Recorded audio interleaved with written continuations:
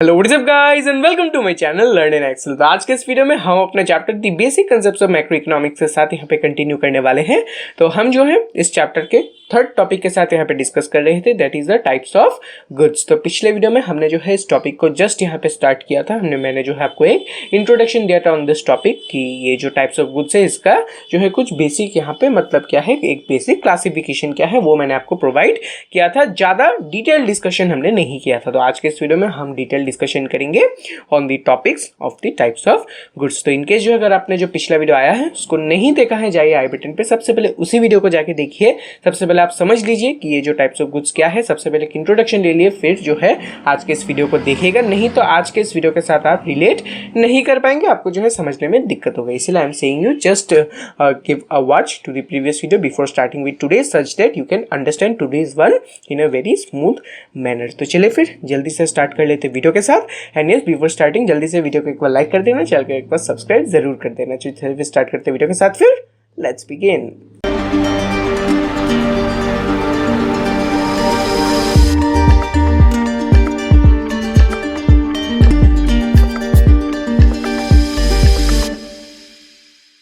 तो चलिए फिर बढ़ जाते हैं हम अपने स्क्रीन की तरफ। And basic concepts of macro economics that we were discussing was our part alright. So here you go. तो हम यहाँ पे डिस्कस कर रहे थे द टाइप्स ऑफ गुड्स, जो कि है अपना third topic. Types of goods is our third topic and we were discussing this. तो चलिए जल्दी से एक बार जो है टाइप्स ऑफ गुड्स की तरफ यहाँ पे नजर मार लेते हैं, जैसा कि हमें देखने को मिला है। Alright, so here you go, types of goods. ये क्लासिफिकेशन पिछले वीडियो में मैंने आपको दिखाया था, समझा भी दिया था, इसलिए आज के इस वीडियो में मैं ज़्यादा डिटेल डिस्कशन नहीं करूंगा। तो यहाँ पे हम लोग फाइनल गुड्स और इंटरमीडिएट गुड्स के साथ यहाँ पे डिस्कशन हमने कर रहे थे प्रीवियस वीडियो में। और मैंने प्रीवियस वीडियो में आपको एक इंट्रोडक्शन दिया था on these two types of goods. तो चलिए फिर आज जो है इनको और डिटेल तरीके से डिस्कस करते हैं, ठीक है। So let's proceed. Alright, so here you go. तो सबसे पहले बिफोर स्टार्टिंग मैं आपको एक जल्दी से एक जो है रिकैप दे देता हूँ of the concept of final goods and intermediate goods. एक बार जल्दी से एक छोटा सा रिकैप दे दूँ ताकि जो है आपको रिकॉल हो जाए, ठीक है।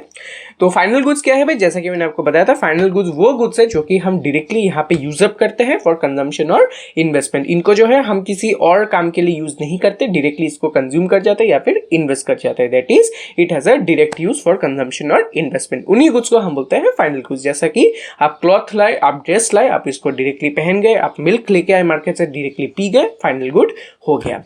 On the other hand intermediate good आपका क्या है, ये वो गुड है जो कि आप यूज करते हैं इन एन इनडायरेक्ट मैनर, यानी कि आप इनको आइदर रीसेल के लिए यूज करते हैं या फिर इनको किसी और गुड के प्रोडक्शन में आप लगा देते हैं। जैसे कि आप लेट्स से क्लॉथ लेके आए, उसको आपने स्टिचेस किया, उसके ऊपर आपने बाकी का काम किया और आपने उसको ड्रेस बना दिया। तो of course that cloth is an intermediate good for you, क्योंकि आपने उस क्लॉथ को डायरेक्टली यूज नहीं किया, आपने उसको यूज किया है in order to manufacture another good that is the cloth, that is the dress using the cloth. तो वो हो जाएगा आपका फाइनल गुड। लेकिन ये जो आपका क्लॉथ है ये हो जाता है आपका intermediate good. In similar manner let's आप मिल्क लेकर आए मार्केट से, आपने उसको खुद कंज्यूम नहीं किया लेकिन आपने उसको बेच दिया, यू हैव रीसेल्ड इट। तो इन दैट केस ये जो मिल्क है ये आपके लिए हो जाएगा इंटरमीडिएट गुड। या फिर आप मिल्क खरीद के लेके आए और उसको आपने क्या किया, उसको यूज किया in order to make some dairy products like cheese, paneer, butter etcetera, तब भी जो है ये आपके लिए बन जाएगा एक इंटरमीडिएट गुड, क्योंकि आपने जो है मिल्क को यूज अप किया है in order to produce another commodity that is some dairy product. So यही है basic difference between intermediate goods and final goods. I hope आपको समझ में आ गया होगा। तो आज हम यहाँ पे डिस्कस करेंगे some basic and important points regarding the final and intermediate goods. So what are the points? So these are the 3 points that we will be getting, 4 points you will be getting. So the first point is the determination of goods production boundary. Second is the mode of classification. Third is the type of demand and last is the inclusion in the national income. तो चलिए फिर जल्दी से देख लेते हैं क्या है। Let's start with the determination of goods. Yes, determination of goods. Determination of goods. थोड़ा सा बड़ा वीडियो ये होने वाला है क्योंकि इन टॉपिक्स को मैं आपको बहुत ही डिटेल तरीके से डिस्कशन कराऊंगा। तो यहाँ पे हम डिस्कस करेंगे about the concept of production boundary. Production boundary. तो इनको स्टार्ट करने से पहले मैं आपको एक बेसिक सवाल पूछना चाहता हूँ कि लेट्स से मैंने आपको कोई पर्टिकुलर गुड दे दिया और मैंने आपको बताया भाई आप मुझे बताइए ये जो गुड मैंने आपको दिया है ये आपके लिए जो है एक इंटरमीडिएट गुड है या फिर इन जनरल भी बोल दीजिए कि एक प्रोसेस में मैंने आपको दे दिया कि एक पर्टिकुलर प्रोसेस है, यहाँ पे मैंने आपको पिन पॉइंट करके एक पिकअप करके आपको गुड दे दिया कि इस प्रोसेस में इस गुड का यूजेज हुआ है। अभी आप मुझे बताइए क्या ये एक फाइनल गुड था प्रोसेस में या फिर ये एक इंटरमीडिएट गुड था इन द प्रोसेस। तो तभी आप क्या करेंगे कि प्रोसेस में से मैंने आपको एक स्पेसिफिक गुड पिकअप करके दे दिया, बहुत सारे गुड्स यूज होते हैं इन डिफरेंट प्रोसेसेस, मैंने आपको पिकअप करके दे दिया और मैंने फिर आपको पूछा कि ये जो गुड है ये आपका फाइनल गुड है या फिर आपका इंटरमीडिएट गुड है। तो आप जो है इसका सवाल कैसे देंगे, तो आप जो है इस चीज को एनालाइज कर सकते हैं या फिर आप जो इस चीज को डिफरेंशिएट कर सकते हैं by the concept of production boundary. Yes, तो प्रोडक्शन बाउंड्री क्या है मैं आपको समझा देता हूं। तो लेट्स से हम यहाँ पे एक एग्जांपल के साथ प्रोडक्शन बाउंड्री को समझते हैं। Let's say we are producing cloth, ठीक है। तो अभी क्लॉथ तो आपको डायरेक्टली नहीं मिलेगा, इसके लिए आपको कुछ प्रोसेस फॉलो करने पड़ेगा।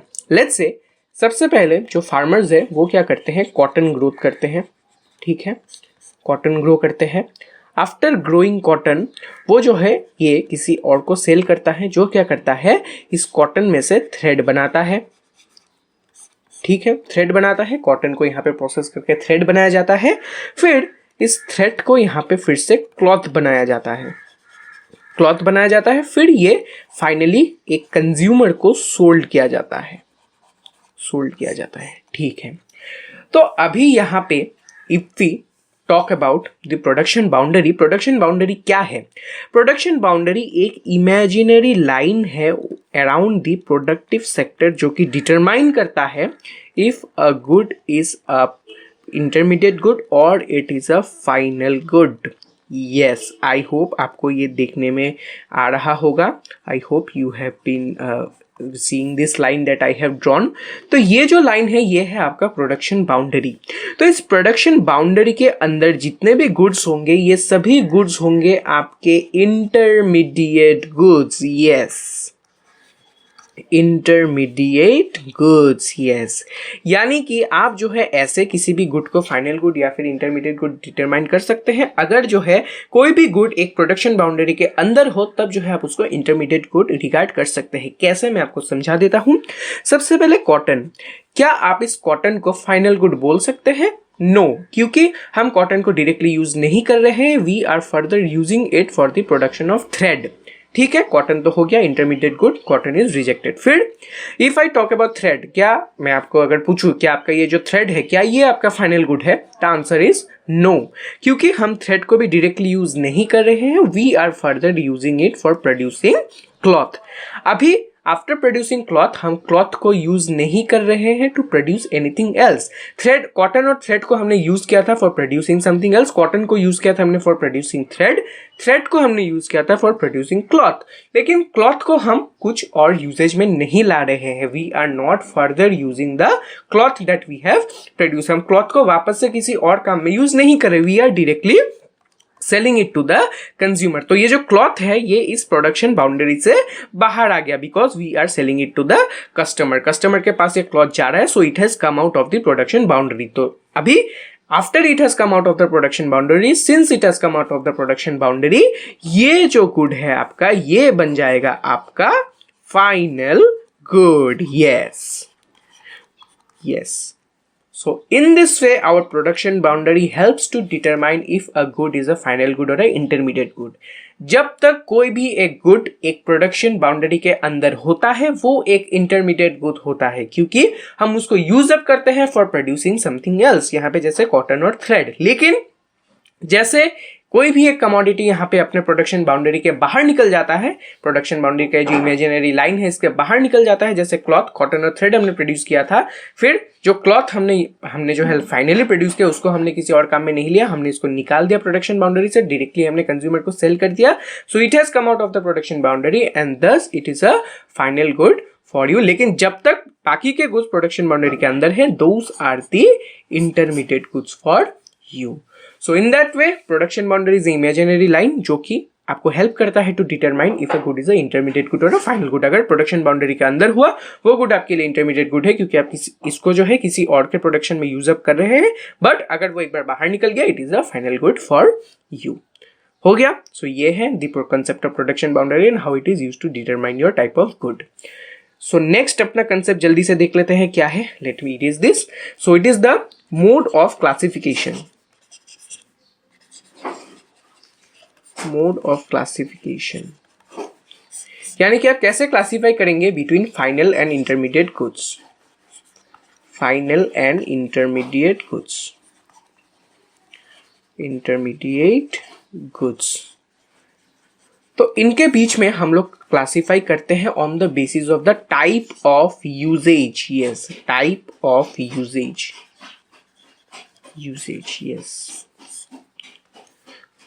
तो अभी आप यहाँ पे कंफ्यूज मत हो जाना कि ये जो पार्ट है और ये जो आपका प्रीवियस पार्ट है दोनों तो ऑलमोस्ट एक ही जैसा लगता है भाई. तो डिफरेंस क्या है? तो डिफरेंस आपका यही है कि जो आपका फर्स्ट पोर्शन था जो मैंने आपको समझाया the concept of production boundary, वो आपको हेल्प करता है to recognise if a good is a intermediate good और अ फाइनल गुड. यानी कि आपको कैसे रिकॉग्नाइज करना है, आपको कैसे पता लगाना है कि कौन सा गुड फाइनल गुड है या फिर इंटरमीडिएट गुड है. लेकिन ये जो है आपका मोड ऑफ क्लासिफिकेशन, इसका मतलब क्या है कि आप जो किसी भी गुड को एक इंटरमीडिएट गुड की तरह कैसे ट्रीट करेंगे या फिर एज अ फाइनल गुड की तरह कैसे ट्रीट करेंगे, आप कैसे बताएंगे. यानी कि आप जो है how will you give a status of a final good और intermediate good to any commodity. आप जो है कैसे किसी भी गुड को एक फाइनल गुड या फिर इंटरमीडिएट गुड बनाएंगे. लेकिन जो फर्स्ट पार्ट था वो रिकॉग्निशन के लिए था. यानी कि आप जो है कैसे रिकॉग्नाइज करेंगे. यहाँ पे है कि how will you make a good as a final और इंटरमीडिएट गुड. तो of course it depends on the type of usages. For example जैसा कि मैंने आपको मिल्क का एग्जाम्पल दिया है, मिल्क, तो अगर आप इसको डायरेक्टली कंज्यूम कर जाते हैं, आपके पास ऑप्शन है कि आप जो है मार्केट से खरीद के लाते हैं मिल्क, और आप या तो इसको डायरेक्टली कंज्यूम कर जाएंगे या फिर आप इसको यूज कर सकते हैं to make some dairy products. To make some dairy products. To make some dairy products.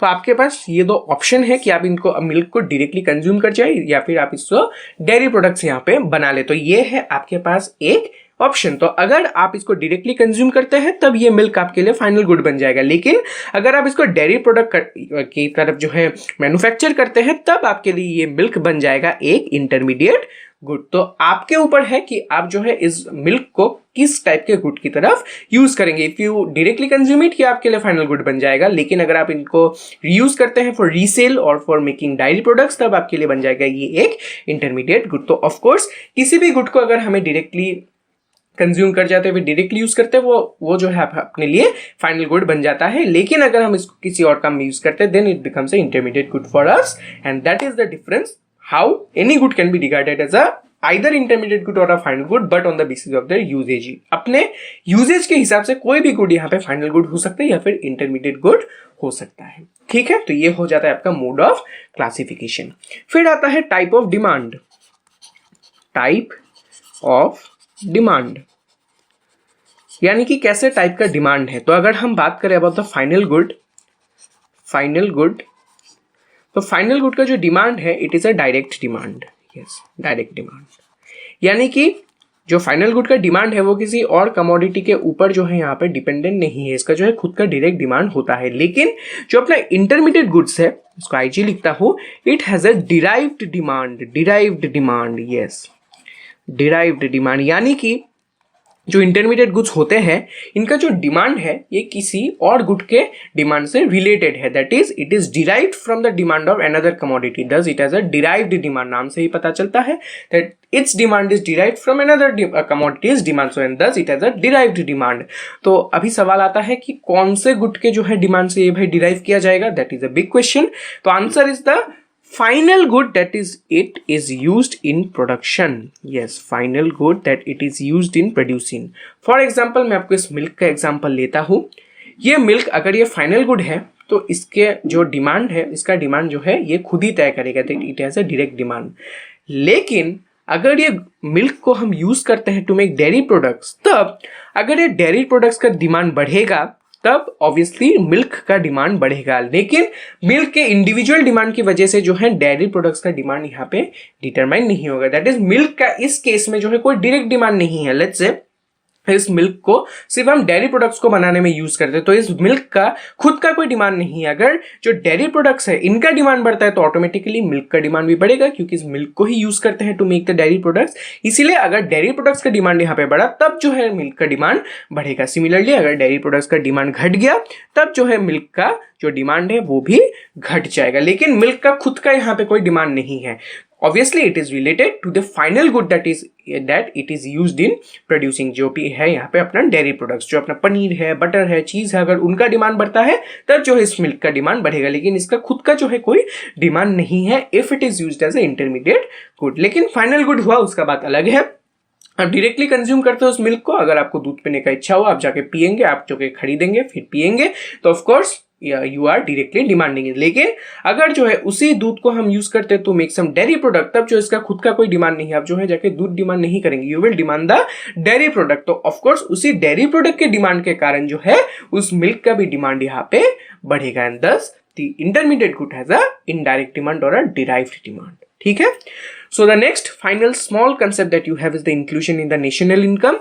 So of course अगर हम बात करें inclusion in the national income, जो फाइनल गुड है इनको ही हम यहाँ पे नेशनल इनकम में इंक्लूड करते हैं। We only include the final goods in the national income and not the intermediate goods. ऐसा क्यों भाई? ऐसा इसीलिए क्योंकि जो इंटरमीडिएट गुड्स है वो क्या है? These are the goods which are used in the production of final goods. Similar जैसे हम यहाँ पे डेयरी प्रोडक्ट्स के बारे में बात करें, ये जो मिल्क है इसको हम डेयरी प्रोडक्ट्स बनाने में यूज करते हैं। तो अगर हम इस डेयरी प्रोडक्ट्स को नेशनल इनकम में इंक्लूड कर दे तो ऑफकोर्स ये मिल्क भी इंक्लूड हो जाएगा। इसको अलग से इंक्लूड करने का जरूरत नहीं है, क्योंकि हमने इस मिल्क को ही यूज किया है to make the dairy product. तो ऑफकोर्स हमें इस मिल्क को वापस से इंक्लूड नहीं करना है। लेकिन अगर हम इसको इंक्लूड करते तो डबल काउंटिंग हो जाएगा, क्योंकि इस डेयरी प्रोडक्ट के वैल्यू के अंदर ही जो है मिल्क का वैल्यू यहाँ पे इंक्लूडेड है। लेट्स से मिल्क का प्राइस है 10 रुपीज, कोई जो है आप लेट्स से यहाँ पे कोई डेयरी प्रोडक्ट जो बनाता है वो मिल्क को परचेज करता है विथ 10 रुपीज और जो है उसको 20 रुपीज में बेच देता है। तो ऑफकोर्स ये जो 20 रुपीज है, इस 20 रुपीज में इस मिल्क का 10 रुपीज भी इंक्लूडेड है। तो ऑफकोर्स यहाँ पे 20 रुपीज ही जो है यहाँ पे इंक्लूड किया जाएगा। लेकिन अगर आप इसको 20 that is the price of the dairy product plus milk का अगर वैल्यू आप फिर से ऐड कर दे तो वो हो जाएगा आपका 30 रुपीज। तो ऑफकोर्स ये एक जो है डबल काउंटिंग हो जाएगा, which is a very big mistake. तो ऑफकोर्स ऐसा नहीं होना चाहिए। इसीलिए जो है हम यहाँ पे for preventing double counting we don't include the intermediate good, क्योंकि उनका जो वैल्यू है वो उस फाइनल गुड में ही इंक्लूडेड रहता है जो कि प्रोड्यूस किया गया है by using that particular intermediate goods. जैसा कि मैंने आपको डेयरी प्रोडक्ट और मिल्क का एग्जांपल दिया कि जो डेयरी प्रोडक्ट है उसमें जो है मिल्क का वैल्यू इंक्लूडेड है, 10 रुपए का मिल्क है, दैट्स 20 रुपीज का डेयरी प्रोडक्ट है, तो that 20 rupees also includes the 10 rupees milk. तो ऑफकोर्स अगर जो है आप इसको फिर से जो है ऐड कर दे 20 + 10 वो हो जाएगा 30, which is a wrong concept because it is a double counting. तब जो है ये एक बहुत ही गलत आंसर आपको देगा। So thus to prevent this we don't include the intermediate goods in the double count in the national income, but we include the final goods. Why? Because of the problem of double counting. तो यही था आपका the types of goods concept, final और intermediate goods आपका खत्म हुआ। इसी के साथ 3-4 कंसेप्ट मैंने आपको यहाँ पे डिस्कस करा दिया। Mode of classification, type of demand, inclusion, national income and production boundary. I hope आपको ये समझ में आया होगा। समझ में आया है, अच्छा लगा है तो जल्दी से वीडियो को एक बार लाइक कर दीजिए, चैनल को एक बार जल्दी से सब्सक्राइब कर दीजिए। कोई भी डाउट रहा जल्दी से नीचे कमेंट कर दीजिए, मैं जो है आपको वहाँ पे रिप्लाई दे दूंगा। Yes, don't forget to follow me privately through my Instagram, the handle you will find in the description itself. तो चलिए फिर इस वीडियो को करते यही पे रैप अप। मिलता हूँ मैं फिर आपसे अगले वीडियो में। Until then please stay safe and stay healthy. Thank you and good bye.